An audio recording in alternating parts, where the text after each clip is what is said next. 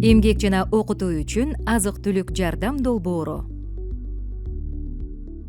Бириккен Улуттар уюмунун дүйнөлүк азык-түлүк программасы эмгек, социалдык камсыздоо жана миграция министрлиги менен бирге эмгек жана окутуу үчүн азык-түлүк долбоорун ишке ашырып келет. Туруктуу каражат булагы менен камсыз кылуу жана азык-түлүк тутумдарын трансформациялоо үчүн маанилүү инфраструктура жана өндүрүштүк активдерди калыбына келтирүүгө багытталган коомдук долбоорлорго катышкандыгы үчүн аталган долбоордун катышуучулары бир жолку жардам алышат. Окутуу үчүн азык-түлүк долбоорунун катышуучулары жумушка орношуу мүмкүнчүлүктөрүн кеңейтип, мисалы тигүүчүлүк, багбанчылык, кондитердик азыктарды бышыруу сыяктуу окутууларга катышкандыгы үчүн бир жолку жардам алышат. Долбоордун катышуучуларын тандоо: жакырчылыктын жана өтө жакырчылыктын чегинен төмөн жашаган үй бүлөлөр, жарды үй бүлөнүн социалдык паспорту толтурулган жана жарды үй бүлө катары катталгандар, үй бүлөгө көмөк жөлөк пулун алуучулар, каттоодон өткөн жумушсуздар, жалгыз бой аялдардын үй бүлөлөрү, ден соолугунун мүмкүнчүлүгү чектелген мүчөсү бар үй бүлөлөр.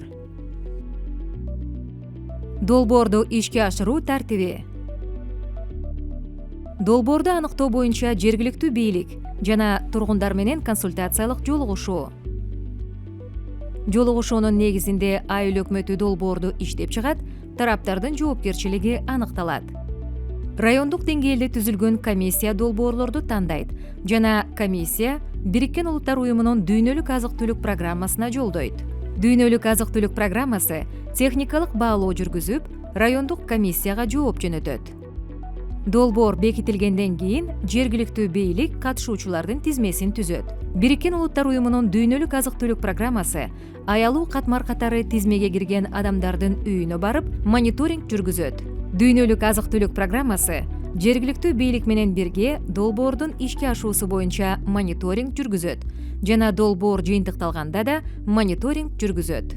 Өндүрүштүк активди кабыл алуу боюнча акт түзүлөт жана анын негизинде азык-түлүк жардам жөнөтүү боюнча арыз жазылат.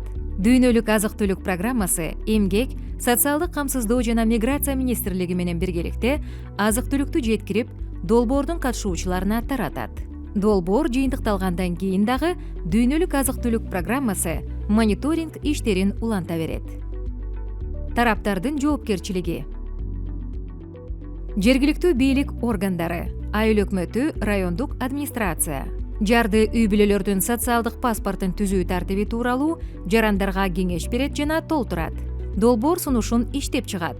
Долбоордун катышуучуларынын тизмесин түзөт жана аларды мобилизациялайт. Долбоорго керектелүүчү курулуш материалдарын жана башка каржылык салымдарды камсыз кылат. Долбоор сунуштары райондук комиссиянын макулдугу менен бекитилгенин камсыз кылат. Техникалык көзөмөлдү жана долбоордун катышуучуларынын коопсуздугун камсыз кылат. Кабыл алуу жана өткөрүп берүү актыларын даярдайт жана аларга кол коёт. Эмгек, социалдык камсыздоо жана миграция министрлигинин райондук бөлүмдөрү жарды үй бүлөлөрдүн социалдык паспортун түзүү тартиби тууралуу жарандарга кеңеш берет. Долбоордун катышуучуларынын тизмесин тактап, потенциалдуу санын дүйнөлүк азык-түлүк программасына жөнөтөт. Долбоордун ишке ашуусун көзөмөлдөйт. Катышуучуларга берилген азык-түлүк жардамын көзөмөлдөйт. Бириккен Улуттар уюмунун дүйнөлүк азык-түлүк программасы аткаруучу өнөктөш. Долбоорго катышкан өнөктөштөргө жана тараптарга кеңеш берет жана координациялайт.